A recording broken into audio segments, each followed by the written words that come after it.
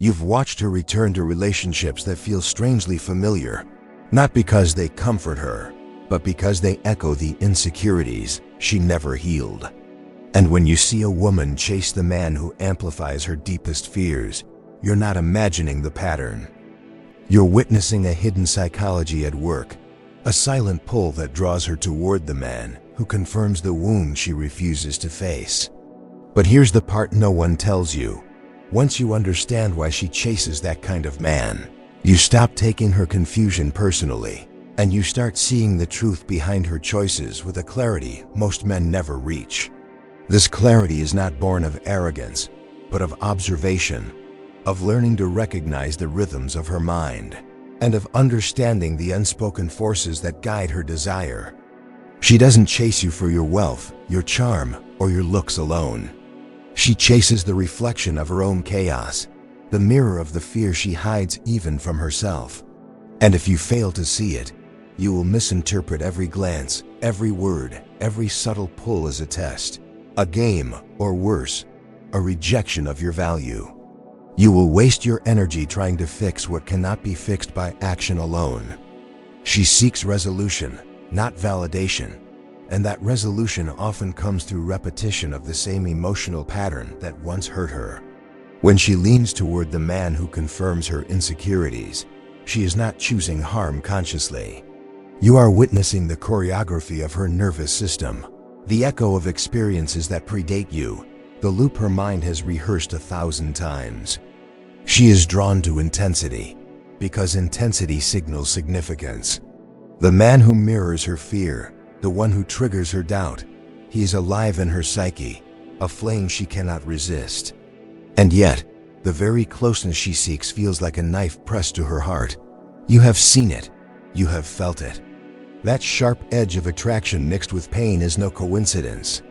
It is her mind operating in the realm between yearning and fear. And here is what most men never understand. Her pursuit is not a reflection of your inadequacy. It is a reflection of her internal state. She chases the man who confirms her insecurities because she believes, deep down, that he holds the key to her own validation. And until she confronts the shadow of her unresolved fear, this cycle repeats. You're watching, you're learning, you're seeing the pattern. This is where power begins. Because understanding her psychology liberates you from confusion. It grants you the ability to act without reaction, to move without anxiety, and to perceive without desire to control outcomes. You start noticing the subtleties, the hesitation in her voice, the fleeting glance that lingers a moment too long, the contradiction between her words and her intent. Each small gesture is a breadcrumb in a trail of her internal conflict, a path laid out by fear and curiosity alike. And the moment you see it, truly see it, you recognize that the chase is a message, not a manipulation. A message she cannot articulate, a truth she cannot name, but one that speaks directly to the man who observes carefully. And that is where your stoic advantage begins. Because once you stop trying to fix, to impress, or to solve, you begin to anchor yourself. You become a constant in a storm she cannot predict. Your presence is steady, your demeanor unshaken. And it is in this steadiness that the paradox reveals itself. The woman who chases the wound she cannot heal will unconsciously test the calm you embody. She will pull, she will doubt, she will retreat, and yet, the very same pull that drove her to chaos will now reveal her curiosity, her attraction, her respect. You are not the solution she seeks. You are the mirror of possibility. And understanding this distinction is the first step toward mastery. Mastery of yourself, of your emotions, and of the dynamics that govern desire. She will chase, but she will chase differently around a man who embodies presence. She will chase patterns, but she will not control you. You are the observer, the anchor, the silent force in the background of her storm.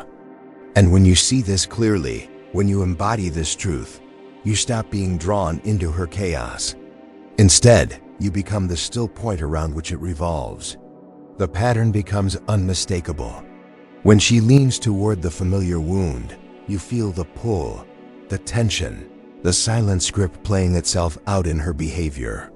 You recognize the unconscious choreography, and you realize that the chase is not about you. It is about the shadow she carries, the fear she has yet to face, and the way her mind seeks to reconcile old pain. And you, steady, unmoved, become both witness and guardian of your own emotional state. This is where transformation occurs. You begin to see that every pull toward insecurity is a test, not of your worth, but of your observation, your patience, your ability to remain composed while the storm rages around you. You do not chase her back, you do not react, you do not attempt to teach her a lesson. You simply see. You simply remain. And in doing so, you gain insight into the machinery of attraction itself. Insight most men never glimpse, because they are too busy interpreting behavior as reflection of their own inadequacy. The truth is subtle, almost imperceptible, and yet it is everywhere once you train your mind to notice it. Each glance, each hesitation, each moment of uncertainty, all of it is a map, a psychological blueprint. And if you follow it patiently, without need to intervene or correct, you begin to understand not just her, but yourself. You begin to understand desire, attachment, fear, and curiosity at a depth that transforms the way you navigate relationships entirely. And here is the final edge of this first revelation. When you fully grasp that her chase is driven by unresolved fear, not judgment or rejection, you step outside the cycle entirely. You stop reacting. You stop interpreting. You stop worrying about what she means. You move through the world with the calm confidence of one who knows that attraction is never about proving worth, but about maintaining presence, and presence, once mastered, changes everything. You start to notice something else, something deeper, something men rarely articulate. When a woman chases the man who confirms her insecurities, she's not running toward him. She's running toward the story inside her mind. And in that story, you become a character she measures against the ghosts she has not buried. You see it in the way she reacts to distance. Not your distance, any distance. She's drawn to the one who withholds because her insecurity interprets withholding as significance. In her world, intensity equals importance. Uncertainty equals desire. And inconsistency becomes the spark that ignites her attachment. But you're not here to play with shadows. You're here to observe them. Because the moment you see this clearly, everything shifts. You stop judging her behavior. You stop comparing yourself to men who live in chaos. You stop thinking attraction is built on conflict. You realize that what she calls connection is often just the replay of emotional tension she never resolved. And here's where the deeper truth emerges. She doesn't chase the man. She chases the confirmation. She chases the emotional script that proves her deepest beliefs about herself. If she fears abandonment, she gravitates toward the man who withdraws. If she fears being unworthy, she gravitates toward the man who overlooks. If she fears being unseen, she gravitates toward the man who is distracted. Not because she wants pain, but because her insecurity whispers, "If I can win his attention, I'll finally silence the doubt inside me." She believes healing comes from conquering the wound, not stepping away from it. But you're not caught inside that loop anymore. You're watching it unfold with calm clarity, seeing the architecture of her desire with the eyes of someone who refuses to be pulled into emotional turbulence. And this clarity gives you an edge, the ability to understand her without losing yourself.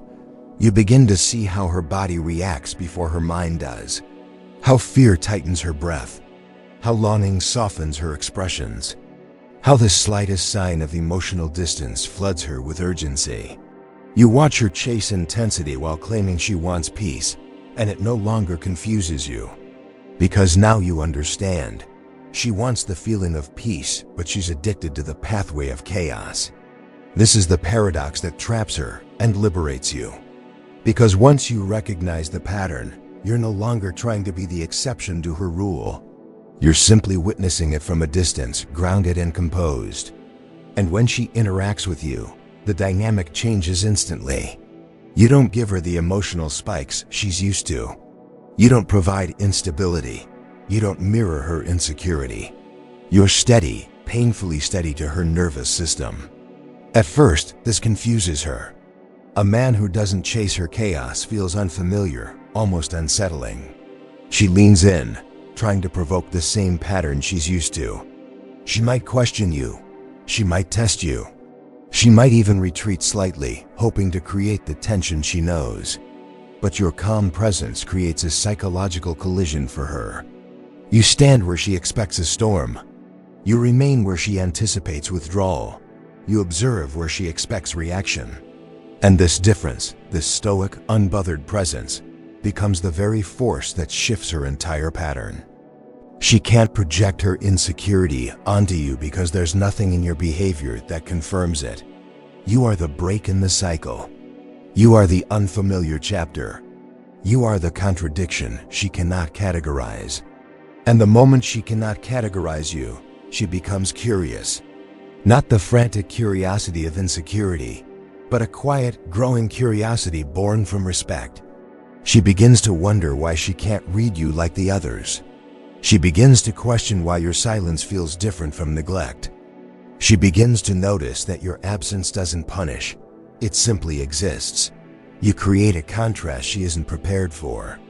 A man who is present without being desperate, attentive without being attached, interested without being influenced by her fluctuations. This is where your authority begins to form. Not through force, not through dominance, but through emotional self-command. Because a woman's attraction shifts the moment she realizes she cannot pull you into the storm she lives in. Your presence becomes the rare thing, the calm she didn't know she craved, the steadiness she didn't know she could trust. And this is where the deeper transformation unfolds inside you. You realize her behavior was never a verdict on your worth. It was a window into her emotional history. A history that you no longer feel responsible to fix, heal, or stabilize. You step back, not out of fear, but out of understanding. You become deliberate with your energy. You respond instead of react. You observe instead of absorb. Your detachment is not cold, it is disciplined. Your calm is not passive, it is intentional. Your presence is not fragile, it is forged. And as you settle into this steadiness, something profound happens. You start seeing the truth behind her choices and the truth behind yours. You begin to understand the women you attract, the patterns you enable, and the emotional resonance you've been carrying. You start noticing the kind of women who approach you now, and the kind who suddenly feel unable to maintain their grip around your attention. And you realize the real power was never in being chosen. The real power is in choosing what and who aligns with your peace. This is the internal transformation that sets the foundation for everything that comes next. You begin to see the truth with unsettling clarity. A woman's attraction is never chaotic, never random, never mysterious in the way most men imagine. It follows a psychological blueprint, a map shaped by memory, coded by emotional history, and reinforced by the men she chooses again and again. When she chases the man who confirms her insecurities, she isn't drawn to his personality. She's drawn to the emotional familiarity he represents, to the echo of something she already knows. This is what most men never understand. Her pursuit isn't about pleasure, it's about emotional continuity. The nervous system seeks what feels consistent, even if it's destructive. A pattern can feel like home, even if home was unstable, unpredictable, or quietly painful. She attaches to what reinforces her inner script because it protects the identity she's built around her wounds. An identity is stubborn. It defends itself at any cost. This is why she can abandon the man who brings peace, yet stay loyal to the man who brings tension. She isn't rejecting goodness, she's rejecting unfamiliarity. When she meets a man who treats her well, her system doesn't call it safety, it calls it uncertainty. And uncertainty feels dangerous to someone who grew up associating love with disappointment, inconsistency, or emotional distance. But as you start to see this more clearly, something important shifts inside you. You no longer take her behavior personally. You no longer see her choices as insults, rejections, or betrayals. You begin to see them as reflections, as the emotional landscapes she has lived in for years. A woman who learned love through insecurity will chase insecurity until something in her experience disrupts the cycle. This is where you enter the picture, not as her savior, not as her fixer, not as her emotional rehabilitation program, but as a man who stands so firmly in his own identity that you become a psychological interruption, a break in her pattern that forces her to confront the environment she's been recreating for herself. Your power doesn't come from trying to heal her. Your power comes from not participating in the emotional script she unconsciously tries to pull you into. The man who confirms her insecurities doesn't need to be abusive or cruel. Often he's simply unpredictable, distant, hot and cold. A mirror to the inconsistency she once mistook for intimacy. But you're not that mirror, you're the contrast. Your steadiness becomes the dividing line between her past and her future. Your calm becomes the weight that centers her, even if she resists it at first. Your emotional neutrality exposes the instability she has normalized. And because she cannot pull you into her inherited fears, she begins to experience something that rewrites the pattern completely. Safety without tension, connection without fear, closeness without losing herself. This is where the deepest attraction forms, not through intensity, but through stability. A woman who has lived inside her insecurities will feel both terrified and drawn to a man who does not activate them. You don't match her spirals. You don't chase her validation-seeking behaviors. You don't fall into reactive patterns. You remain yourself, quietly, firmly, unshaken. This is the masculine presence she has rarely encountered. A man whose identity is not shaped by her approval, her moods, or her emotional storms. This is why you become magnetic in a way the insecure man never can. He fits into her wound. You rise above it. He confirms her fears. You challenge them through your mere existence. He becomes part of her cycle. You become the exit she didn't know she was searching for. But this shift takes time. She might resist you at first. She might attempt to recreate the chaos she is used to, just to see if you react the way past men reacted. She needs to know whether your calm is real, or whether it collapses under pressure like everyone else's. This is where most men fail. They become defensive, emotional, insecure. They allow her tests to destabilize them. But if you don't, if you remain composed, if you stay grounded in your values, your mission, your emotional discipline, then something extraordinary happens. Her nervous system recalibrates around you. Her attraction deepens, her patterns weaken, and she begins to see you not as a mirror of her past, but as a model for her future. You become a gateway to a different emotional world, one she didn't believe she deserved, one she didn't realize she could experience. This is the real paradox. You don't change her by trying to change her. You change her by refusing to reenact her history. The old patterns lose their power because you don't feed them. The insecurities lose their grip because you don't validate them. Her attraction transforms because the emotional environment she responds to transforms. This is the payoff most men never reach. The moment when a woman who once chased insecurity now feels anchored in your presence. She sees herself differently because she sees you differently. And her relationship to love is rewritten through the example you embody, not the arguments you make. In the end, her pursuit of insecure men is not a story about weakness. It's a story about memory, identity, and emotional conditioning.